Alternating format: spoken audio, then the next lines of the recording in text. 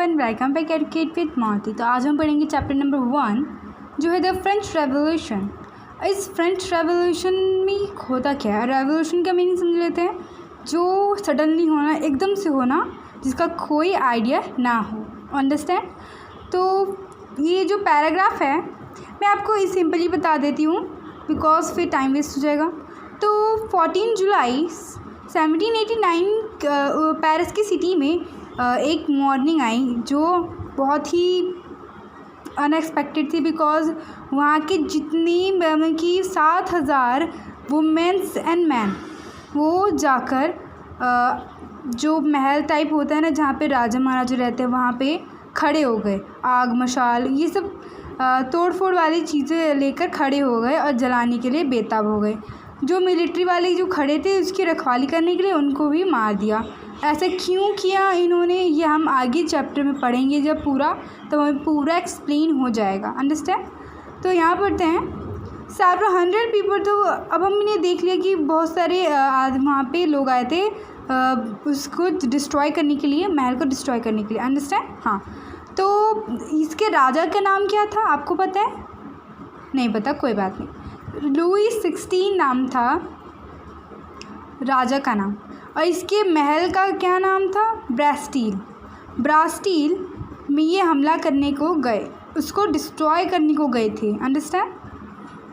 जो अब राजा ने ऐसा क्या किया जिससे जो लोग थे उनको ये सब करना पड़ा? ऐसे किया क्या, ये हम आगे चैप्टर में पढ़ेंगे। सेकंड पेज से स्टार्ट होता है हमारा चैप्टर। ये सिर्फ इंट्रोडक्शन है इस चैप्टर का। अंडरस्टैंड? सो देन अब हम पढ़ेंगे French society during the last 18 century. Understand? तो लुई 16 जो थे वो बर्बन फैमिली के थे, वो बर्बन फैमिली के किंग थे। उन्होंने शादी किससे की थी? ऑस्ट्रियन से की थी, जो ऑस्ट्रियन की प्रिंसेस थी मार्गी एंटोनेट। जो यहाँ पे ये बहुत ही मेन लाइन जो मैंने हाईलाइट से कर रही है, ये आप नोट्स इससे बहुत ही ईजिली बन जाएंगे, तो वी कैन जस्ट अंडरलाइन। सो हुआ क्या कि इन्हें ना वर्साइल एक ना ये अच्छी सी जगह बना रहे थे। लुई 16 बढ़िया जगह बना रहे थे, जैसे कि होता है ना, बनाते हैं तो मतलब वैसे बना रहे थे, और इसमें बहुत पैसा लग रहा था। तो इनके पास उतना था नहीं, तो ये लोन भी लिया करते थे ब्रिटेन से। यहाँ पे है, ये रहा देखिए। तो वहाँ को लोन भी लिया करते थे। एंड आपको तो पता है ये जो सिटी थी फ्रांस की, जो ये कंट्री है, ये क्या थी? पेरिस पहले 18 सेंचुरी के पहले क्या था? मोनार्ची। अंडरस्टैंड? वो था मोनार्ची, उसमें राजाओं का राज हो रहा था। ठीक है। अब क्या हुआ कि उनका जो कॉन्स्टिट्यूशन तो था नहीं उनका, उनकी जो रूल रेगुलेशन थे वो सबको पता था क्या था। तो हुआ क्या, वहाँ पे जो 90% जो पॉपुलेशन थी, और हम देखेंगे कि लोगों की वहाँ पे कैसा वो था, वहाँ पे लोग कैसे रहा करते थे, कौन सा कास्ट वगैरह, इन सब के बारे में भी इस पैराग्राफ में पढ़ेंगे कि उन्हें वहाँ पे कंडीशन क्या थी लोगों की जीने की, उनकी जो पर्सनैलिटी वो किससे झलकती थी। एंड देन ये देखिए, आपको मैं इस तरफ दिखा रही हूँ, क्लर्की, नोबिलिटी एंड थर्ड, वो जो है third level. Understand? First level होता है क्लर्की का। अब क्लर्की क्या होता है भाई? क्लर्की होता है जो कोर्ट में चर्च होते हैं, फादर होते हैं, और नोबिलिटी जो बिजनेसमैन होते हैं, पढ़े लिखे होते हैं, अमीर होते हैं, और थर्ड वाले व्यापारी हो गए, दुकानदार हो गए, दूध बेचने वाले हो गए, मतलब कि यही सारे जो थे वो नोबिलिटी में आते थे। और जो किसान थे, सबसे पहली बात तो इस फ्रांस की इस ज़माने में इसमें फ्रांस में किसान बहुत हुआ करते थे। किसानों की वहाँ पे बहुत था, तो किसान तो मतलब बहुत थे वहाँ पे। तो क्या हुआ कि ना वहाँ से उनको ना वो दिया जाता, टैक्स लिया जाता था सबसे ज़्यादा किसानों से।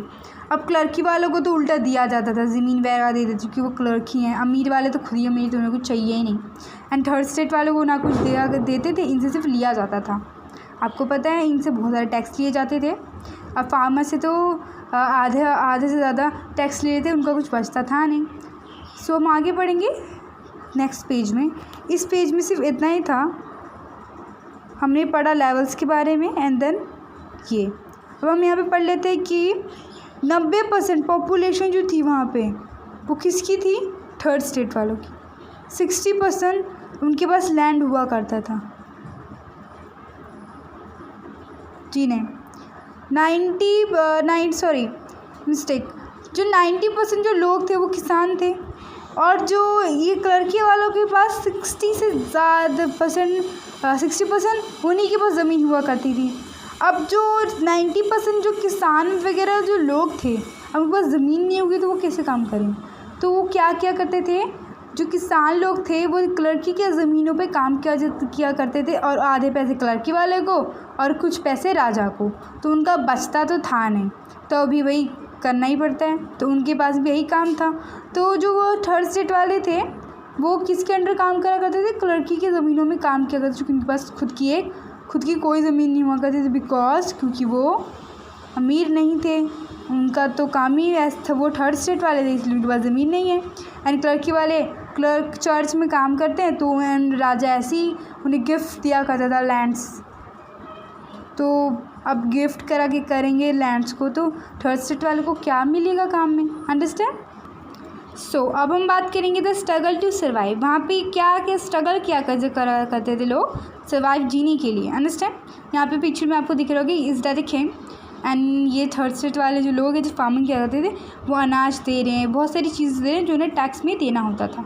अंडरस्टैंड? तो एक बार क्या हुआ, उनकी जो पॉपुलेशन थी फ्रांस की वो 23 मिलियन थी। 1715 में क्या हुआ कि 28 मिलियन हो गई, 1789 में एकदम से। तो क्या हुआ कि वहाँ की जो डिमांड थी वो एकदम से बढ़ गई। खाने पीने की दिक्कत हो रही थी, और प्रोडक्शन ग्रेन तो उतना ही हो रहा था, मतलब कि बोलते हैं ना कमाई उतनी हो रही है, खर्चे बहुत हो रहे हैं। इसमें वही हुआ कि लोग ज़्यादा हैं पर काम उतना ही है, खाना उतना ही है, जो फूड ग्रेन से वो उतना ही है। तो जो लोग एक्स्ट्रा हैं, जो 23 मिलियन से 28 मिलियन हो गए, वो लोग कहाँ जाएंगे? यही बात हो रही थी। सो क्या हुआ, उनकी जो डिमांड थी वो एकदम से बढ़ गए, तो वहाँ के जो प्राइजेस थे वो भी बढ़ गए। अब वहाँ के लोग बढ़ेंगे तो महंगाई भी बढ़ गई वहाँ पे। तो क्या हुआ कि बहुत सारे लोग जो रोज़ाना काम करके करा करते थे, अब जो किसान थे उनके तो पैसे भी बढ़ गए, उनके पास तो कुछ बचता नहीं था, तो वो कहाँ से खाएंगे? अब क्लर्की वालों को देना है, किंग को देना है, तो उनके पास क्या बचेगा? तो जो बचता था वो उनमें अपना गुजारा करा करते थे। पर अब क्या हुआ, राजा ने अपना टैक्स ही बढ़ा डाला, तो वो अब उन्हें परेशानी होने लगी कि नहीं किसानों को। एंड जो प्राइस था खाने का वो भी बहुत ज़्यादा हो रहा था, बहुत ज़्यादा हो चुका था मीन्स। और उनका जो था, जैसे कि उनका मेन रिसोर्सेज था ब्रेड, जैसे कि हम रोटी खाते हैं उनका वैसे ब्रेड था। अंडरस्टैंड? वहाँ के लोग ब्रेड खाया करते थे। अब ब्रेड बहुत महंगे बिकने लगे, जैसे बहुत सारे लोग ले नहीं पा रहे थे जो लेबरिंग का काम किया करते थे। सो यही सब देखते देखते वहाँ के लोग भूखे रहा करते थे, और अब डिमांडिंग बढ़ रही थी। पर राजा तो अपना महल बनवा रहा था वर्साई लोन ले लेके, इनसे टैक्स ले लेके। तो इनको सर्वाइव में बहुत प्रॉब्लम हुई, खाने पीने में, एंड बहुत सारी बातें हुई जिससे उनको सर्वाइव करना मुश्किल हो गया। अब हम बात करेंगे ग्रोइंग ए मिडिल क्लास कैसे ग्रो हुई। अब थर्ड स्टेट वाले तो मैंने आपको बताया है कि वो किसान होते हैं, जो भी मैंने बताया आपको पता है। अंडरस्टैंड? ठीक है। तो उनके बच्चे, उनके परिवार में से कोई नहीं पढ़ता था, बिकॉज उनके पास उन्हें पैसे ही नहीं होते थे पढ़ाने के, और वैसे भी उन लोगों को पढ़ाया भी नहीं जाता था, ध्यान ही नहीं देते थे। जिनके पास पैसे थे वही पढ़ा करते थे। अब क्या हुआ, जो मिडिल क्लास थी ना, अब वो उनके दिमाग में एक न्यू आइडिया आया कि हम भी पढ़ेंगे, पढ़ने का एक जोश जागा, जिससे वहाँ के लोग पढ़ने लगे। सो अब वहाँ के लोग भी पढ़े लिखे थे, तो जो मिडिल क्लास थी वो एडुकेट हुई, वेल्थ हुई, एंड उनके पास स्किल थी, तो वो कोई भी काम अपना बढ़िया तरीके से स्टार्ट कर सकते थे। मर्चेंट से मैन्युफैक्चरिंग यही सब काम करते थे, इनका यही प्रोफेशन था। एंड जब वो पढ़े तब वो लॉयर बन सकते थे, वो फादर भी बन सकते थे कोर्ट क्या बोलते हैं चर्च के, एंड देन वो क्लर्की उसमें भी काम कर सकते हैं। उनका जो प्रोफेशन था वो चेंज हो रहा था। अब वहाँ के जो लोग थे वो पढ़े लिखे होने लगे, क्योंकि थर्ड स्टेट पढ़ रही थी, वो सेकंड स्टेट तो पढ़ती ही थी, second level and first level तो पढ़ ही रही थी, क्योंकि वो जस्ट क्लर्क ही थे, वो तो उनको पढ़ना ही है। सो अब थर्ड लेवल जो लोग थे वो पढ़ रहे थे, तो उनकी जो सोसाइटी थी, इकोनॉमिक सोसाइटी चेंज होने लगी धीरे धीरे। तो उनके दिमाग में एक इक्वल लॉ एंड अपॉर्चुनिटीज़, ये फ़िलोसोफर, ये जॉन एंड जेम्स, इनकी ये सब जो ना थे लेक्चर दिया करते थे, लोगों के दिमाग में डाला करते थे। सो अब वहाँ के जो लोग थे वो पढ़े लिखे जब हुए, इनकी जो सोसाइटी चेंज हुई, तो उन्हें चाहिए फ्रीडम कि हमें इक्वल करो। क्यों, हम भी तो पढ़े लिखे हैं। जब वहाँ के जो बच्चे थे वो पढ़ने लिखने लग गए, जो मिडिल क्लास के लोग थे वो पढ़ने लिखने लग गए, तब उन्हें समझ आया इक्वालिटी के बारे में, अपॉर्चुनिटी के बारे में एंड फ्रीडम क्या होती है। सो ये ऐसे ग्रो किया मिडिल क्लास के लोगों ने उस समय। अब मोनार्च, उनकी जो कंट्री थी फ्रांस की, वो क्या थी, मोनार्ची चल रही थी वहाँ पे। तो रशिया एंड ब्रिटेन, ये सब ना इनके ना लॉज हुआ करते थे, इनके लॉज थे लेजिस्लेटिव, एक्सिक्यूटिव एंड जुडिशरी, इनके 3 मॉडल थे गवर्नमेंट के। यूएसए में आफ्टर 13 कॉलोनीज़ डिक्लेयर थी, वो इंडिपेंडेंट है ब्रिटेन में। अमेरिका कॉन्स्टिट्यूशन में भी इन्हीं 3 राइट इम्पोर्टेंट में डिवाइड किया गया था। सो यही सोच रहे थे फ्रांस के लोग कि हमारे में ऐसा क्यों नहीं है, हम इक्वल क्यों नहीं है, हम इंडिपेंडेंट क्यों नहीं है, फ्रीडम क्यों नहीं हमारे में।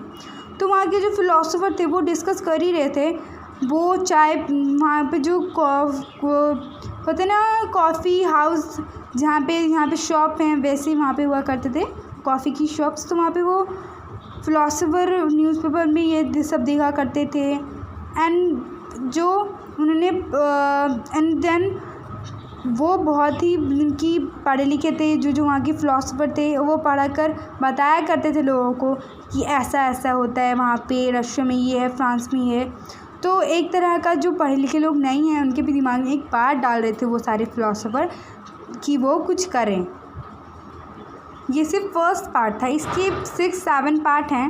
ये चैप्टर आपको बड़ा लगेगा बट इट्स वेरी इजी, आप पूरी कहानी समझेंगे तो बहुत ही बढ़िया चैप्टर है ये। इस पे एक मूवी भी बन सकती है।